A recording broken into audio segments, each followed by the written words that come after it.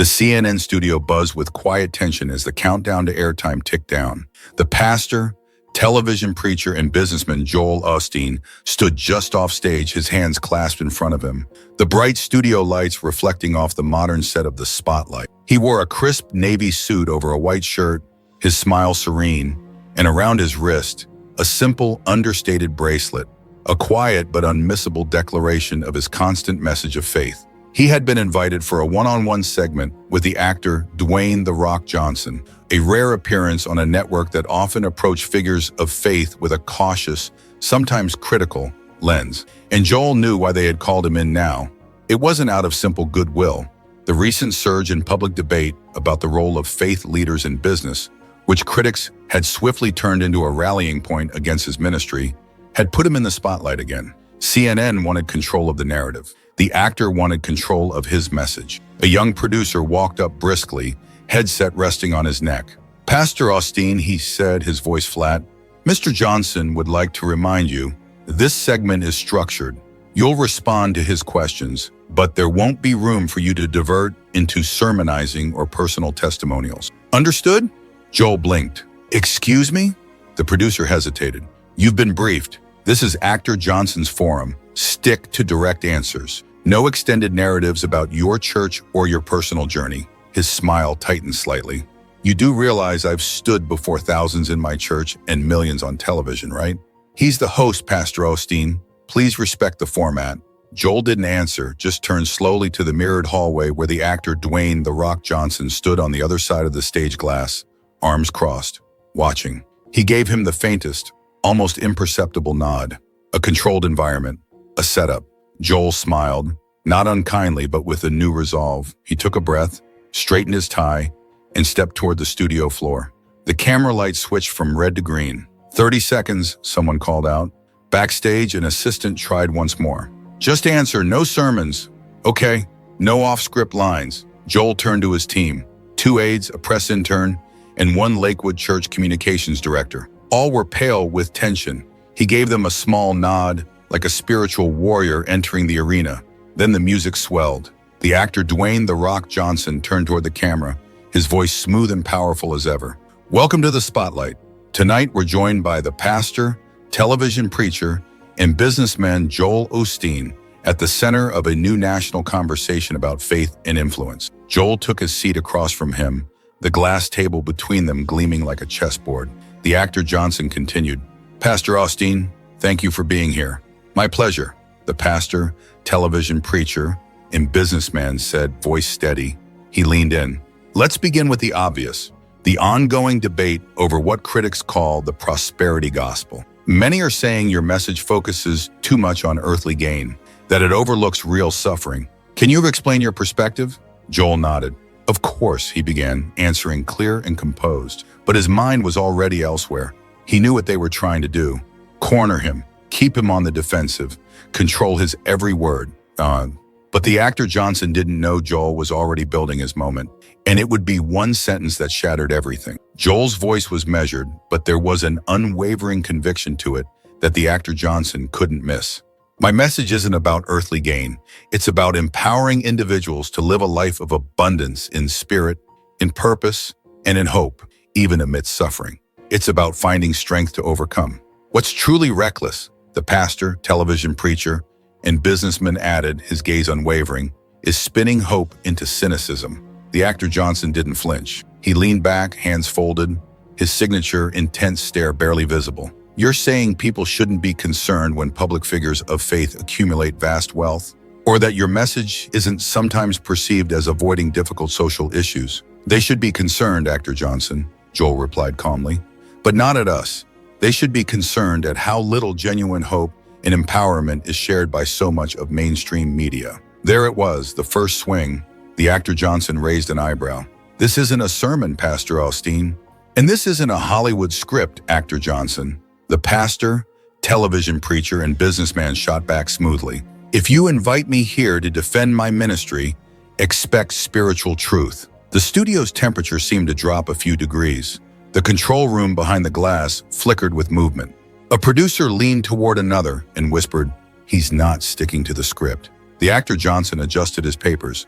Let's move to your public image. Critics say your message is too simplistic, that it glosses over real struggles and, frankly, is more about personal gain than spiritual depth. Joel let that hang for a beat, then he smiled. Simplistic? Perhaps to some. Focused on personal gain? Only if you consider inner strength and a positive outlook a gain. But let me be clear. I've delivered messages of hope in arenas, comforted families in crisis, and built a ministry that serves millions. I've faced questions from every angle, and my message endures. The actor Johnson tried to pivot. Some argue your emphasis on prosperity is problematic, that it misleads people struggling financially, giving them false hope. Joel tilted his head slightly. Do you mean that promoting a life of abundance and purpose is a flaw? Or that encouraging people to believe in a better future regardless of their circumstances is somehow controversial? He didn't answer. I don't hide my message, actor Johnson. I share it because it grounds millions, offering strength and encouragement when they need it most. It's not a weapon, it's a lifeline. The actor Johnson cleared his throat. Let's refocus. But Joel leaned forward slightly. Are you uncomfortable with my message of hope or with the fact that someone like me, positive, unapologetic, and deeply spiritual, won't back down on camera? The actor Johnson hesitated for the briefest moment, and Joel saw it. That flicker. He was getting to him. The assistant producer backstage mouthed a single word into the mic. Control, but they were already losing it. Joel smiled again, eyes fixed on the actor Dwayne "The Rock" Johnson. The stage wasn't his anymore. The actor Dwayne "The Rock" Johnson shuffled his interview notes with the subtle unease of a man realizing the show was slipping from his hands. The control room buzzed in his ear, urging him to regain direction, to steer the pastor, television preacher, and businessman back. But Joel Osteen wasn't someone you steered. He was already accelerating. Let's bring it back to the impact of your ministry, the actor Johnson said, trying to pivot. Critics say your focus on personal success overlooks systemic issues, that it promises a prosperity for some that isn't accessible to all. Do you take responsibility for that perception? Joel didn't blink.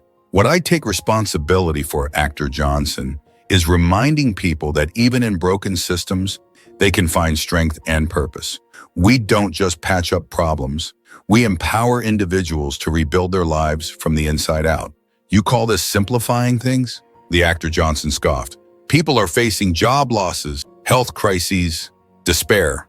The pastor, television preacher, and businessman leaned in, voice firmer now. Yes, and do you know why my message resonates? Because when the world tells you to be afraid, we tell you to have faith. When challenges overwhelm, we show how to find inner resilience. Because hope isn't a luxury, it's a necessity for every person, regardless of their street or their status. The studio lights gleamed against his navy suit, his calm presence catching the reflection as he sat forward, not defensively, but like a beacon choosing its moment to shine. The actor Johnson blinked. That's a strong claim. No, Joel said, his voice calm but firm. It's a spiritual truth, and someone has to share it on this platform since many are focused only on negativity. From the corner, a crew member dropped their pen. The silence in the room was punctuated only by the hum of the cameras. The actor Johnson's tone cooled. This isn't a sermon, Pastor Osteen, it's an interview. And an interview should be about genuine inquiry. The pastor, television preacher, and businessman shot back. But what you're doing now isn't asking questions. It's performing a narrative wrapped in an attempt at journalistic gravitas. That hit. The actor Johnson's jaw tensed. Joel continued, his delivery relentless yet composed. You invited me on this program, actor Johnson. You told your team no sermons, just one prepared segment. But you changed the rules, so I'll change the outcome. The audience watching from home and the staff inside the studio could feel the shift. Joel wasn't just answering questions. He was rewriting the scene in real time. The actor Johnson tried one last pivot. Let's talk about the criticisms of your church's response during past natural disasters. But Joel held up a hand. Let's not. Let's talk about what you're afraid of. A new generation of believers who won't be silenced by cynicism, won't apologize for their faith, and won't shrink on live TV. He let the words linger. The actor Johnson didn't respond because in that moment, the headline had already written itself, and the pastor, television preacher, and businessman knew it. For a few seconds, the CNN studio felt like a sanctuary without a pulpit. The actor Dwayne "The Rock" Johnson, usually the one directing the energy of the room, now sat in momentary silence. blinked twice, then reached for his water glass like it could refill his composure. Joel Osteen didn't move. He didn't need to. He had just seized the moment with surgical precision. I don't need to be lectured by someone who built a career on action sequences and celebrity interviews, Joel added, or who called positivity naive until challenges reached their own doorstep. The actor Johnson inhaled, his signature, powerful tone cracking just slightly. That's quite a list, Pastor Osteen. The pastor, television preacher, and businessman nodded, unbothered. Truths usually are. Behind the cameras, the crew exchanged glances. This wasn't going as planned. Not for the actor Johnson, not for CNN, and certainly not for the Lakewood church aides who had hoped this would be a soft, uneventful appearance. Joel had flipped it again. What do you want people to walk away with tonight? The actor Johnson finally asked, a veiled attempt to regain narrative control. Joel didn't hesitate. I want them to remember that speaking hope, even when it's questioned, especially when cynicism is easy, is the only way our spirits survive. And I want every person watching this to know you can sit across from anyone, a critic, a CEO, an actor, and still shine brighter with one sentence of truth than their entire script of doubt. The control room warned the actor Johnson, we're losing the segment. Cut or reset. He didn't answer because something deeper was unfolding. Joel wasn't just defending himself. He was challenging the media machine that thought it could chew him up and spit him out with a few well-placed edits and a rigged time slot. You said no sermons, remember? The pastor, television preacher, and businessman said, turning slightly toward the camera, almost as if he were speaking directly to the viewers. But I walked in here ready because real leadership means you prepare for the unexpected, not hide behind handlers. The actor Johnson's shoulders slumped by a single inch, small but visible. Joel had broken through, not by shouting, not by playing victim, but by using their own rules, their own restrictions, and turning them into kindling. And then he dropped the spark. You wanted a clip to go viral, he said, eyes now locked on the lens. Well, here it is. Believe for the best, and you'll experience the best. With that, he leaned back in his chair, hands folded, composed. The actor Dwayne "The Rock" Johnson looked down at his notes, but the script was already obsolete. He knew it. Everyone in the room knew it. And most importantly, so did the pastor, television preacher, and businessman. Outside the studio, CNN's social media team scrambled. A junior producer named Chloe looked up from her phone, eyes wide. We're already trending. What? Her supervisor asked. He shut down Johnson. It's climbing faster than we expected. Faith accounts are clipping the line. Believe for the best. She glanced at her screen again, and they're loving it. Back in the studio, the moment continued to reverberate. The actor Johnson tried to pivot. Let's talk more about your philanthropic efforts. Joel gently raised his hand. Sure, but just know that if we're going there, I'm not playing softball. You want to talk about true impact, overcoming adversity, or community outreach. I'll give you real stories, not sound bites. When our message focuses on inner strength, we see lives transformed. When the world pushes fear, we offer faith. You call it simplistic. I call it empowering. When people can't afford basic necessities, hope isn't a luxury. When global crises unfold, our response should be compassion and prayer, not just analysis of conflict. And this network, your network, often spends more time dissecting controversy than celebrating resilience. It wasn't rage in his voice, but clarity, a sharp, deliberate cadence that left no oxygen in the room for deflection. The control room buzzed again. We need to cut. He's running the show. But the actor Johnson sat frozen. He realized something. This wasn't the same Joel Osteen he'd seen on morning show clips or YouTube sermons. This was a spiritual force, polished, fierce, and fearless, and more powerful than ever because he knew how to weaponize the very stage built to challenge him. Joel leaned in just slightly, dropping his voice to a conversational tone. Actor Johnson, I respect the craft of communication. I really do.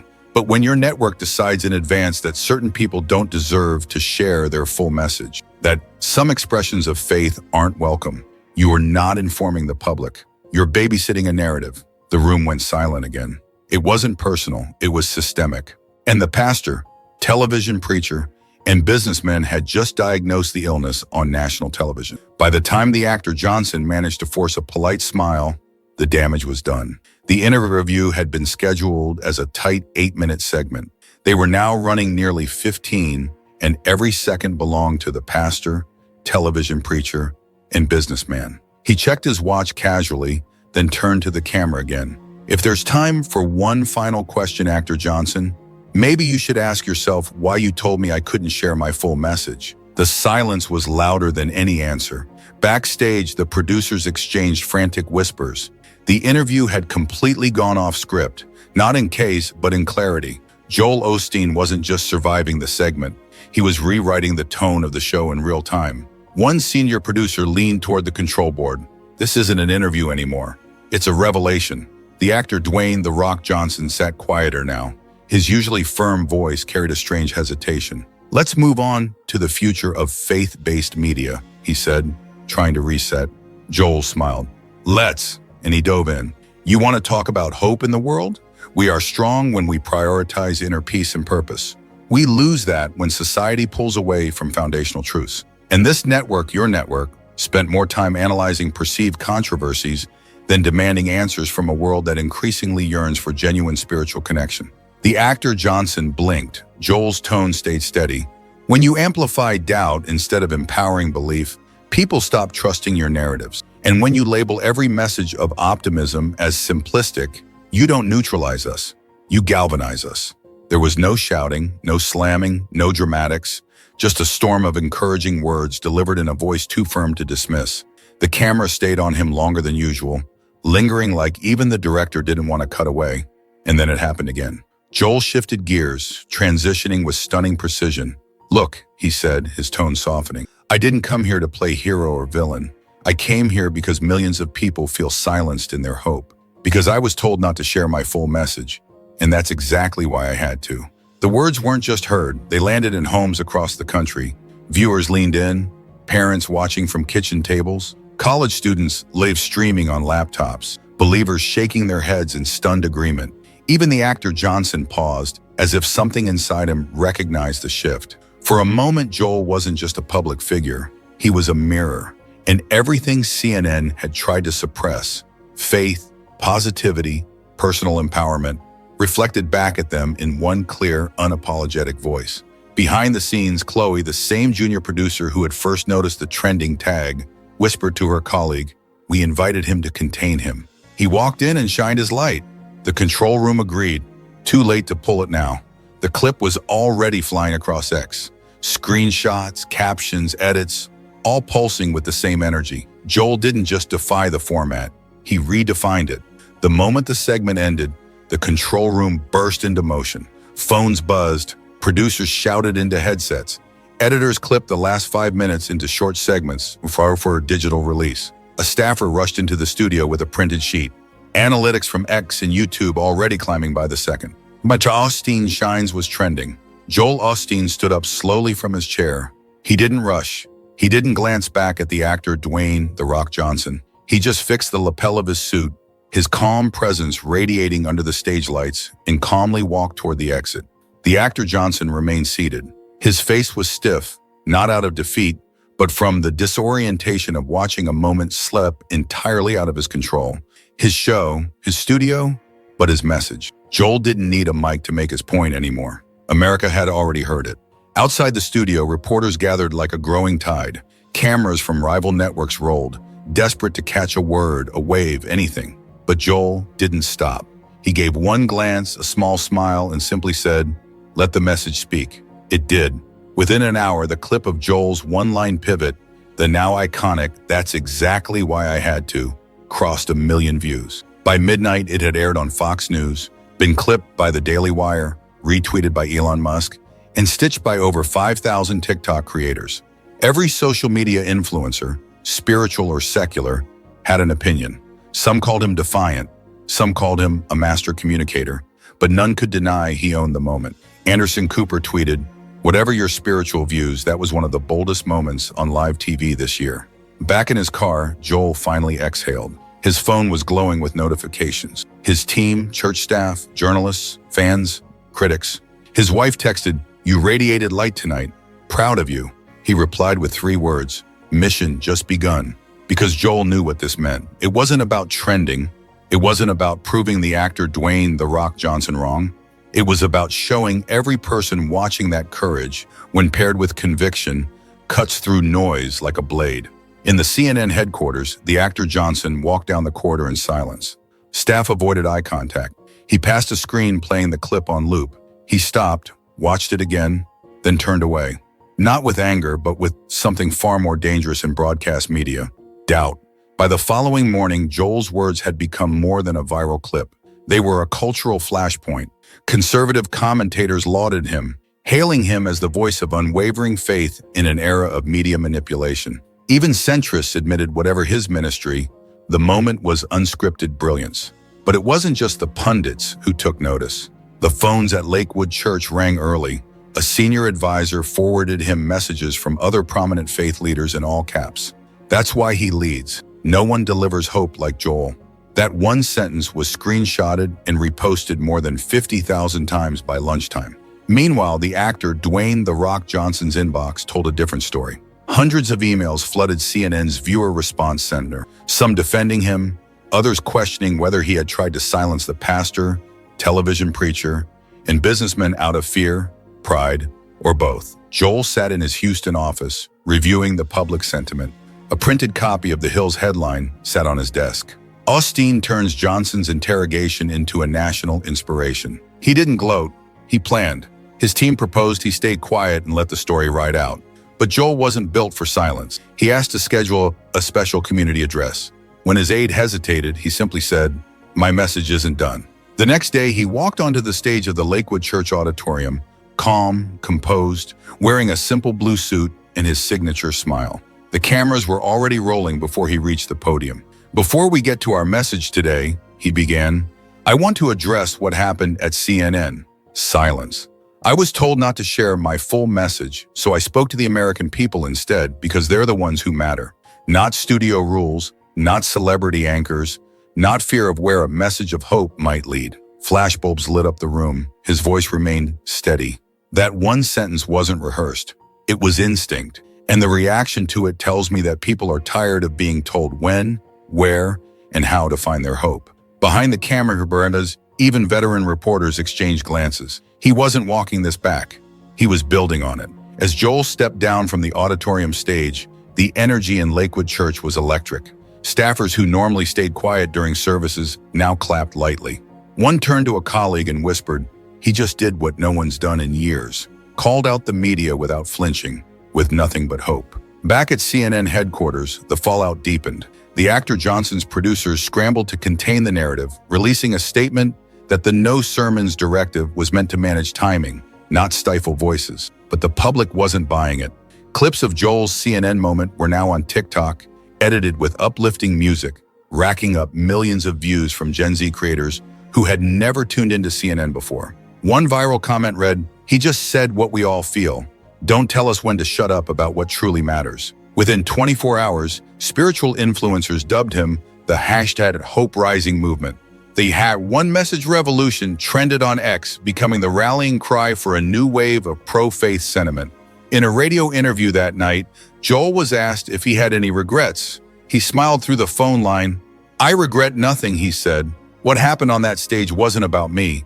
It was about a system that's forgotten who it's supposed to serve, the people seeking guidance and encouragement. I spoke for those who feel unheard." But not everyone was cheering. The actor, Dwayne "The Rock" Johnson, visibly rattled, opened his next broadcast with a controlled expression. "I want to address the narrative that's been spun," he began. "This isn't about silencing. It's about structure, about order." But even his co-host shifted awkwardly in her seat, aware that the moment had passed him by. Joel didn't respond directly. He didn't need to.